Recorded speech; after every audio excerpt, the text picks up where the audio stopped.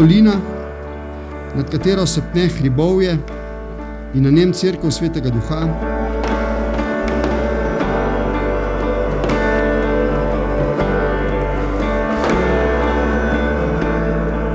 Vse bolj postaja v metaforičnem smislu kraj, kjer je dokončno vojna postala nesmiselna,